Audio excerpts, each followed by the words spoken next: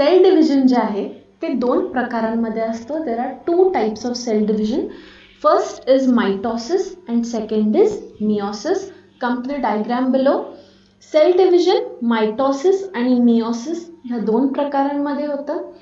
Mitosis ज्या सेल्समध्ये होतं बॉडीच्या त्यांना म्हणतात body cells. They are of two types.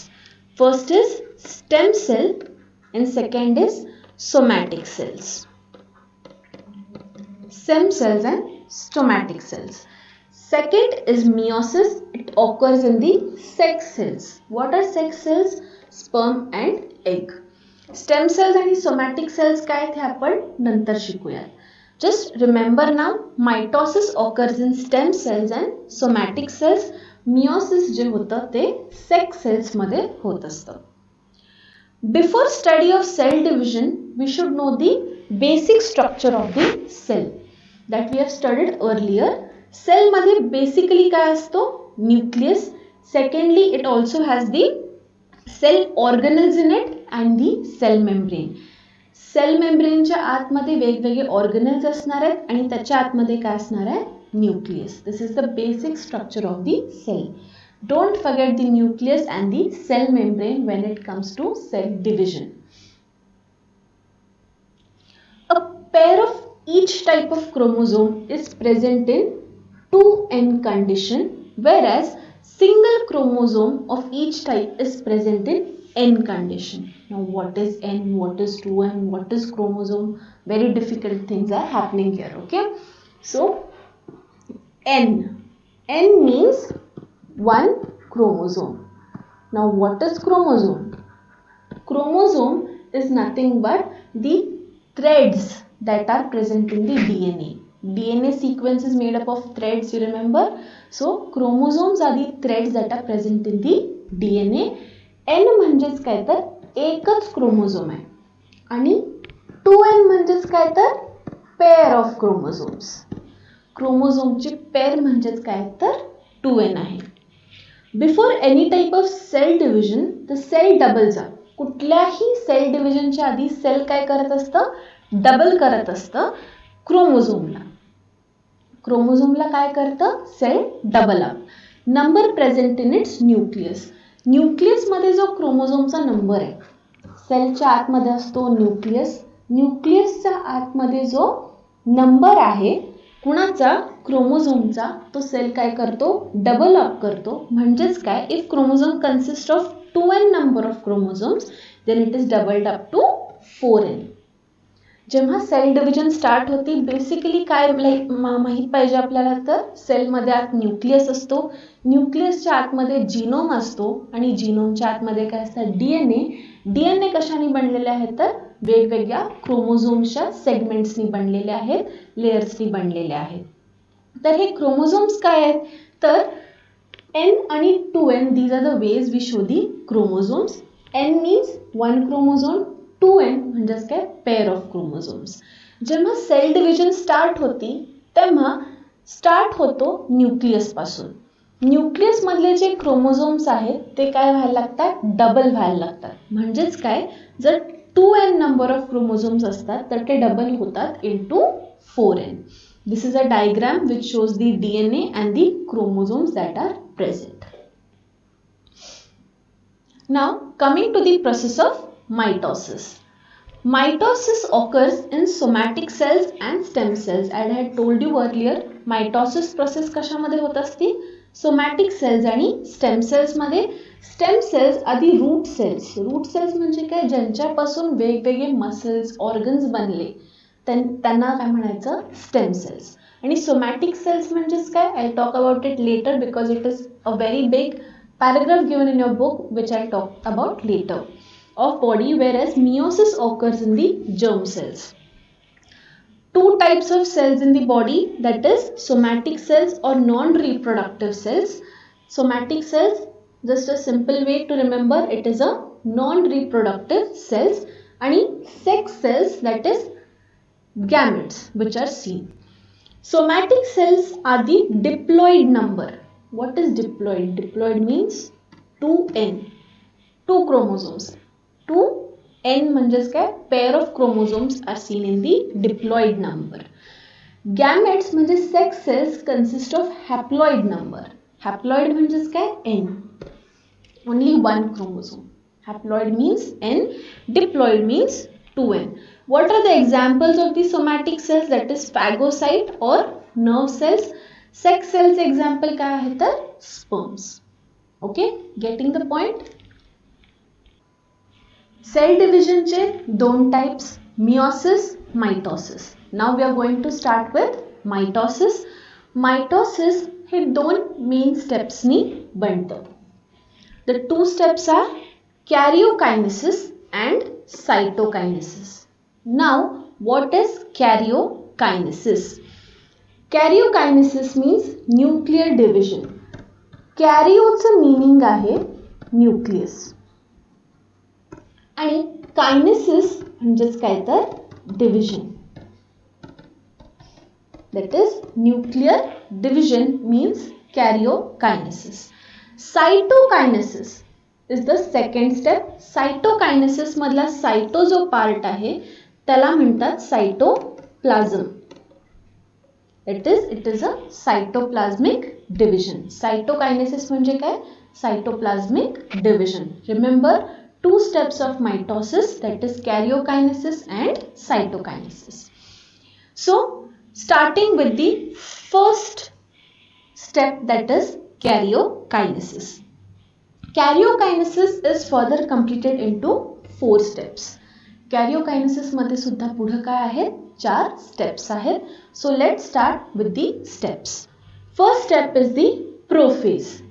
In prophase, condensation of basically thin thread-like chromosome starts. Before this, interphase नावाची एक स्टेज असते. ही स्टेज थोडक्यात एक्सप्लेन करते. या स्टेज मध्ये आपल्याला काय काय दिसतंय तर दोन सेंट्रोमियर आहेत 1 and 2. Then there is a nuclear membrane over here and inside there are chromosomes. हे जे वेगवेगळ्या रंगाचे आपल्याला दिसत आहेत thread like things, these are nothing but chromosomes. Now prophase मध्ये या इंटरफेज मध्ये काय काय चेंजेस होतात ते बघूया. प्रोफेज मध्ये जे काही थ्रेड लाईक क्रोमोझोम्स आहेत, इथे इंटरफेज मध्ये थ्रेड सारखे दिसणारे जे क्रोमोझोम्स आहेत ते काय होतात?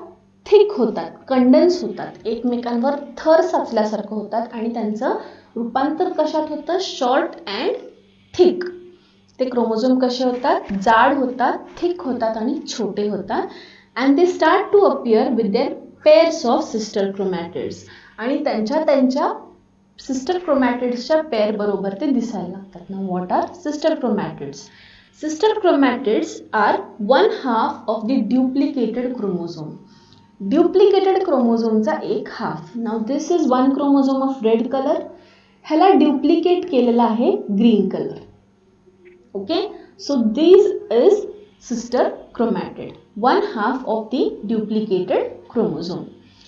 Centrioles duplicate and each centriole moves to the opposite pole of the cells.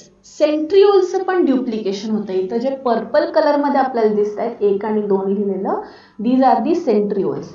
ह्यांचं पण काय होतं? ड्युप्लिकेशन होतं. म्हणजे त्यांना पण त्यांचे दोन भाऊ बहीण मिळण्यासारखे असतात.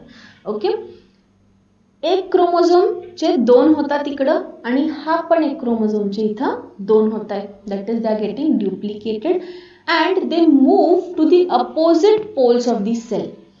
हा सेल आहे, त्यांच्या अपोजिट पोलला ते मूव्ह झालेले आहेत. एक इकडं आहे आणि एक इकडं आहे.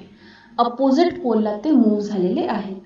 Nuclear membrane and nucleolus starts to disappear. हे जे न्यूक्लियर मेम्ब्रेन आपल्याला दिसतंय ते काय व्हायला लागतं? हळूहळू डिसअपियर व्हायला लागतं आणि न्यूक्लिओलस सुद्धा डिसअपियर व्हायला सुरू होतो. So what happens in the difference between the interphase and prophase थोडक्यात सांगते. इंटरफेसमध्ये आपल्याला 2 सेंट्रिओल्स असतात आणि थिन क्रोमोझोम्स असतात, जाड नसतात, बारीक क्रोमोझोम्स असतात. तर प्रोफेज मध्ये काय होत आहे? सेंट्रिओल्स ड्युप्लिकेट होत आहेत. म्हणजे सेंट्रिओल्स 2 होत आहेत, डबल होत आहेत आणि ते अपोजिट पोल्सला जाऊन बसत आहेत, एकमेकांच्या opposite pole. Suppose this is north pole, this is south pole. 2 वेगवेगळ्या पोल्सला जाऊन बसत आहेत. What happens with the chromosomes in prophase? क्रोमोझोम्सचं काय होते तर थिक होत आहेत, शॉर्ट होत आहेत, जाड होत आहेत, ते कंडेन्स होत आहेत एकमेकांवरती. So these are the changes that we see in the prophase in the cell during karyokinesis. Now let start with the second step that is metaphase. Prophase पासून मेटाफेज मध्ये सुद्धा काही डिफरन्सेस यायला लागतात. तर ते डिफरन्सेस काय आहेत? पहिलं, nuclear membrane completely disappears in the metaphase. वरच्या डायग्राममध्ये जर आपण बघितलं, इथं न्यूक्लिअर मेम्ब्रेन होती, ही जी आहे ती काय आहे? न्यूक्लिअर मेम्ब्रेन आहे. न्यूक्लिअर मेम्ब्रेन मेटाफेजमध्ये काय होती? डिसअपियर होती. इथं तुम्हाला कुठंही न्यूक्लिअर मेम्ब्रेन दिसत नाही. Chromosomes complete their condensation and become clearly visible along with their sister chromatids. Chromosomes जे होते प्रोफेज मध्ये थिन होते, त्यांचं कंडेन्सेशन चालू होतं, त्यांना जाड करायचं काम चालू होतं. आता बारीक मुलगी आणि जाड मुलगी तुमच्या समोर ठेवली तर तुम्हाला आधी कोण दिसणार? जाड, ऑब्व्हियसली. तर ती जाड मुलगी आपल्याला ज्याप्रमाणे लगेच दिसते, तसेच हे थिकंड क्रोमोझोम्स जे आहेत ते आपल्याला क्लिअरली विजिबल होतात. जाड झालेले असतात, त्यामुळे ते आपल्याला मायक्रोस्कोपमध्ये लगेच विजिबल होतात along with their sister chromatids. All chromosomes are arranged along the equatorial plane. Equatorial प्लेनला पॅरलल हे सगळे अरेंज होतात. इथं डायग्राममध्ये बघा, अर्थला जसं इक्वेटोरियल प्लेन आहे, म्हणजे एक सेंट्रल प्लेन आहे, सेंट्रल ॲक्सिस आहे अर्थला. हा अर्थ आहे, ह्याला एक सेंट्रल ॲक्सिस आहे, that is called as equatorial plane. तसंच सेलला सुद्धा एक सेंट्रल प्लेन असतो आणि त्याला पॅरलल हे सगळे अरेंज होत जातात. इथे एका लाईनमध्ये अरेंज झालेले काय आहेत? Chromosomes. Special type of flexible protein fibres called as spindle fibers are formed between the centromere of each chromosome and both centrioles. Now, two important different words have come, that is spindle fibers and second is centromere. What are spindle fibers? These are nothing but the protein fibers which are very much flexible. प्रोटीननी बनलेले fibres आहेत, खूप flexible असतात. आणि centromere म्हणजेच काय? Chromosomes जे आहेत ते इथं मध्ये जोडले गेलेले असतात. क्रोमोझोम्स मध्ये जोडले गेलेले असतात. हा एक क्रोमोझोम तो ड्युप्लिकेट झालाय, हा झाला दुसरा क्रोमोझोम. ड्युप्लिकेट झाल्यानंतर ते एकमेकांना जोडले गेलेले असतात आणि हा गमला म्हणायचं सेंट्रोमियर. ओके, एक क्रोमोझोम तो ड्युप्लिकेट झाला, दुसरा क्रोमोझोम, आणि हे एकमेकांबरोबर जोडले गेलेले असतात. ह्या गमला, या जोडला काय म्हणायचं? Centromere. Form between centromere of each chromosome and both centrioles. आता हे स्पिंडल फायबर्स कुठून कुठपर्यंत असतात?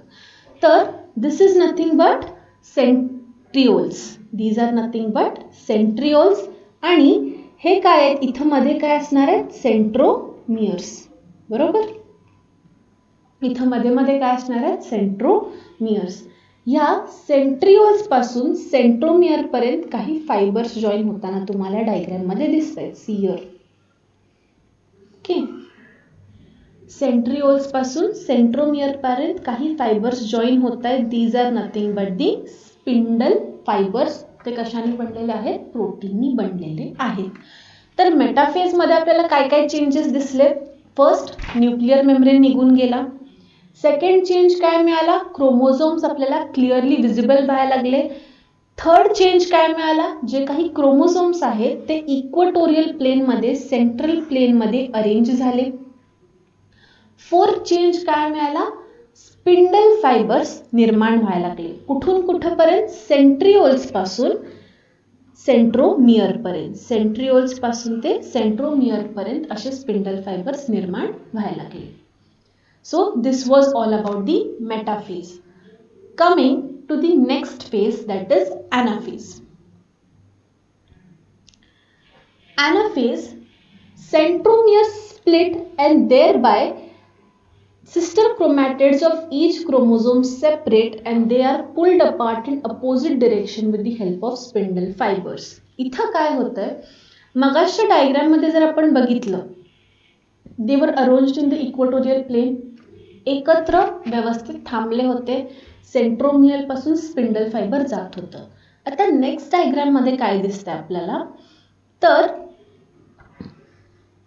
हे जे काही क्रोमोझोम्स एकमेकांना चिटकलेले होते with the centromere in the middle, त्यांचं काय होतंय, हा सेंट्रोमियर काय होतोय, स्प्लिट होतोय, सेंट्रोमियरच दुभागतोय.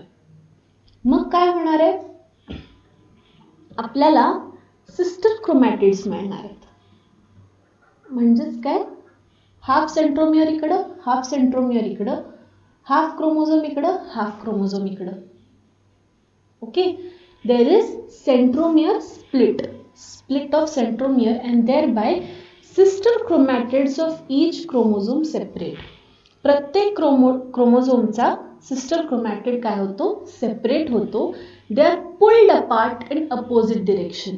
नॉर्थ आणि साऊथ पोल मी मगाशी सांगितलं होतं, ते काय होतात, एकमेकांपासून लांब खेचले जातात, अपोजिट डिरेक्शनला लांब खेचले जातात with the help of spindle fibres. हे जे फायबर्स निर्माण झालेत ना, हे काय करतात, त्या सेंट्रोमियर पासून क्रोमोझोमला जोरात ओढायला लागतात आणि ओढल्यामुळे ते काय होतात, अपोजिट डिरेक्शनला जातात. Separated sister chromatids are called as daughter chromosomes. तर हे जे काही सेपरेट झालेले आहेत ह्यांना काय म्हणायचं, डॉटर क्रोमोझोम्स. सिस्टर क्रोमॅटिड्स होते, त्यांचं काय निर्माण झालं, डॉटर क्रोमोझोम्स.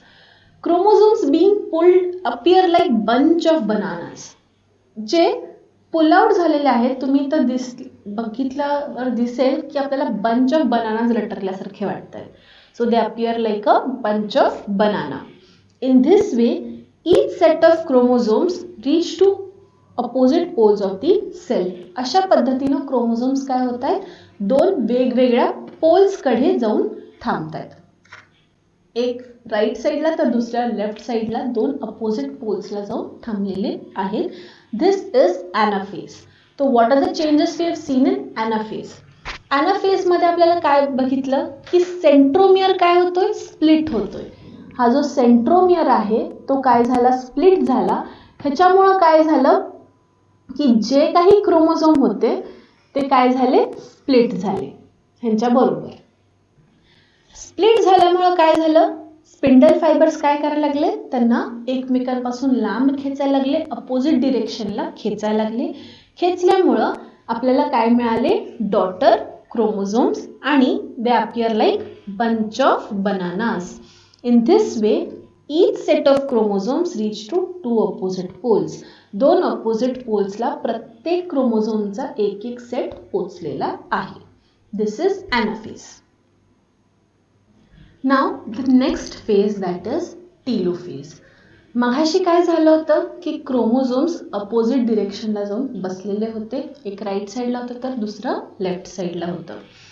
आणि अपोजिट पोल्सला गेल्यानंतर टीलोफेज मध्ये ते काय व्हायला लागतात, डिकंडेन्स व्हायला लागतात. प्रोफेज मध्ये कंडेन्सेशन चालू होतं, त्यांना जाड करायचं काम चालू होतं क्रोमोझोम्सना.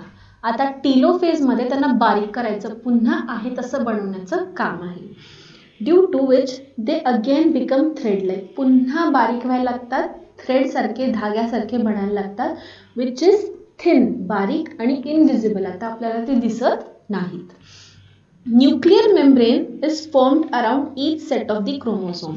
डायग्राम मध्ये बघायला लागला, ही एक रेष आहे बघा, वाकडी तिकडी जी निर्माण झाली आहे. This is nothing but formation of the nuclear membrane. आता हळूहळू काय निर्माण होत आहे, न्यूक्लियर मेम्ब्रेन सुद्धा निर्माण व्हायला लागले. Each set of chromosome is reached at the pole. जे काही क्रोमोझोम बाजूला गेलेला आहे त्याच्या बाजूनं न्यूक्लियर मेम्ब्रेन तयार व्हायला सुरू होतं. Thus, two daughter nuclei are formed in the cell. सेलमध्ये दोन डॉटर न्यूक्लिया सुद्धा फॉर्म झालेले आहेत. This is nothing but the nucleus. Nucleolus also appears in each daughter nucleus. Nucleolus जे आहे ते सुद्धा हळूहळू निर्माण व्हायला लागतं, जे मी येलो कलरने दाखवलेलं आहे. Spindle fibres completely disappear. इथल्या आधीच्या फेजमध्ये आपल्याला जे फायबर्स दिसत होते ते पूर्णपणे टीलोफेज पासून निघून गेलेले आहेत. तर टीलोफेज मध्ये चेंजेस काय काय मिळाले आपल्याला. फर्स्ट चेंज हा होता की जे काही कंडेन्स्ड क्रोमोझोम्स होते, जाड क्रोमोझोम्स होते, ते काय झाले, थिन झाले, बारीक झाले. म्हणजेच काय झाले, डिकंडेन्स झाले, थ्रेड सारखी झाली. सेकंडली न्यूक्लियर मेम्ब्रेन हळूहळू बनायला सुरुवात झाली. थर्ड चेंज काय झाला की डॉटर न्यूक्लियस, छोटे छोटे 2 डॉटर न्यूक्लियस ह्या सेंट्रिओल्स पासून निर्माण व्हायला चालू झाले आणि त्यांच्यामध्ये काय आलं, न्यूक्लिओलस सुद्धा आलं आणि स्पिंडल फायबर्स टोटली डिसअपियर झाले. So these are the changes that we have seen in the telophase. So here we complete the karyokinesis. आतापर्यंत आपण काय बघत होतो तर न्यूक्लियर डिव्हिजन, न्यूक्लियसच्या आतमध्ये जे काही घोळ चालू होता डिव्हिजनसाठी ते आपण बघितलं. That is nothing but the karyokinesis. Now next process is cytokinesis. Cytokinesis म्हणजेच काय तर सायटोप्लाझ्मिक डिव्हिजन. न्यूक्लियसच्या आतमधलं सगळं चेंज झालंय, आता बाहेरनं चेंज करायचंय, म्हणजेच काय सायटोप्लाझ्मिक division. The cytoplasm divides by cytokinesis. 2 new cells are formed which are called as daughter cells.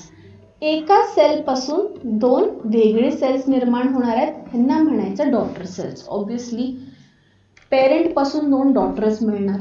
So these are nothing but the daughter cells. In this process, a notch is formed at the equatorial plane. वरच्या diagram मध्ये बघा, इथे एक notch निर्माण झाली आहे. This is nothing but a notch. This is a notch.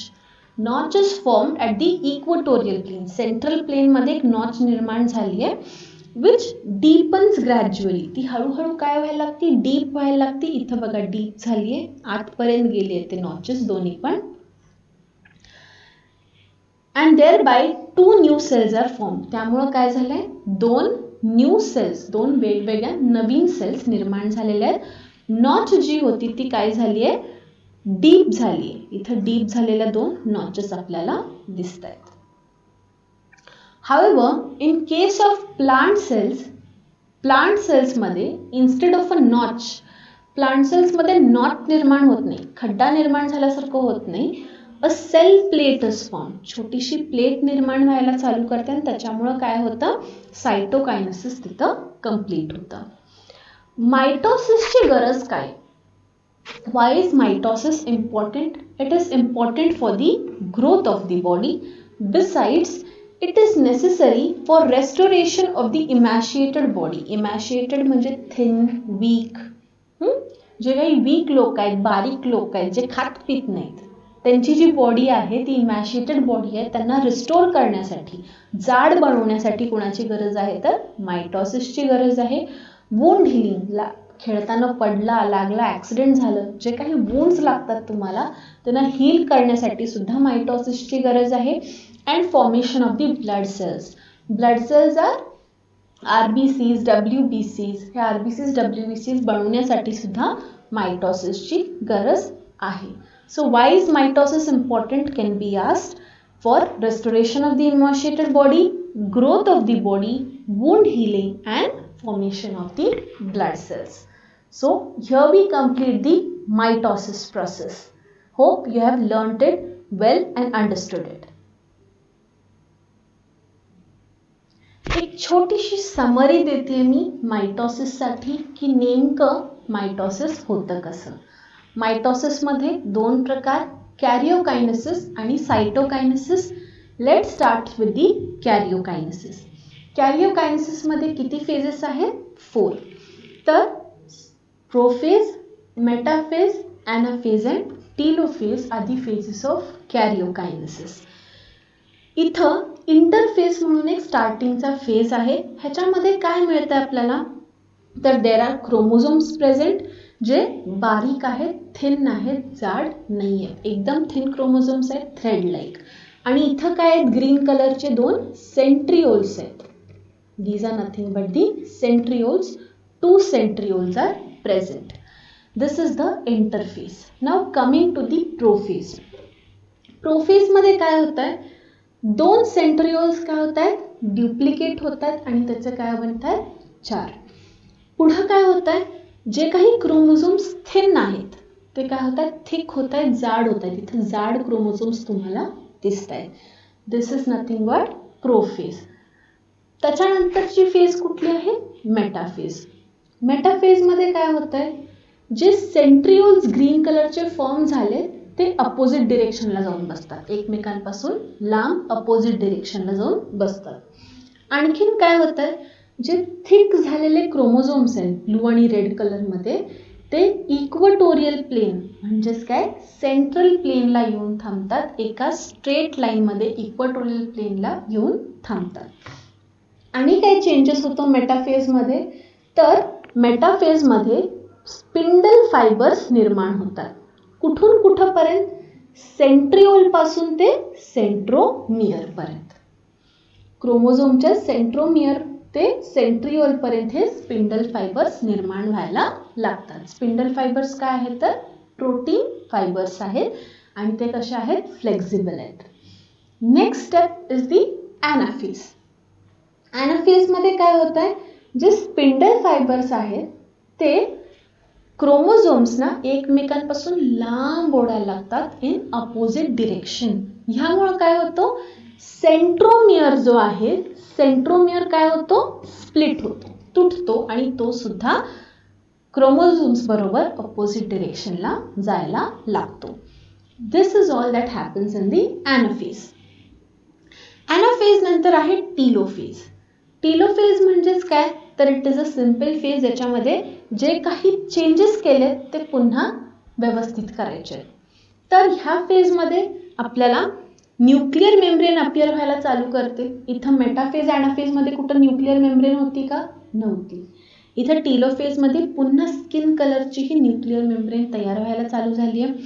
इथं chromosomes जे आहेत ते आधीसारखे हळूहळू बारीक व्हायला लागले, थिन व्हायला लागले, जाड नाही आहेत, आता थिन आहेत आणि विजिबल नाही आहेत. ते आपल्याला डायग्राम म्हणून विजिबल आहेत, ऑब्व्हियसली ते विजिबल नाहीत. आणि सेंट्रिओल्स जे आहेत ते त्यांचं काय बनतंय, हळूहळू डॉटर न्यूक्लियस बनायला चालू होतात. दोन दोन न्यूक्लियस, वेगवेगळे न्यूक्लियस बनायला चालू होतात. न्यूक्लिओलस सुद्धा बनतो आणि this all happens in the telophase. Next, this all is nothing but the karyokinesis. Prophase, metaphase, anaphase, telophase. These are the phases of karyokinesis. Next, second step is nothing but cytokinesis. Cytokinesis म्हणजेच काय, सायटोप्लाझ्मिक division. Division कशी होती, तर इथं cytoplasm मध्ये notch निर्माण होतोय बघा. दिस इज नथिंग बट सायटोप्लाझ्मिक नॉच. ह्या नॉचचं काय होतं, ते हळूहळू डीप व्हायला चालू होतं, डीपनिंग चालू होतं सायटोप्लाझ्मिक नॉचचं. आणि दोन वेगवेगळे आपल्याला काय मिळत आहेत, daughter cells. This is nothing but cytokinesis, which consist of nucleus, which consist of nuclear membrane and chromosomes in it. This is nothing but cytokinesis. This was a short summary about the mitosis process.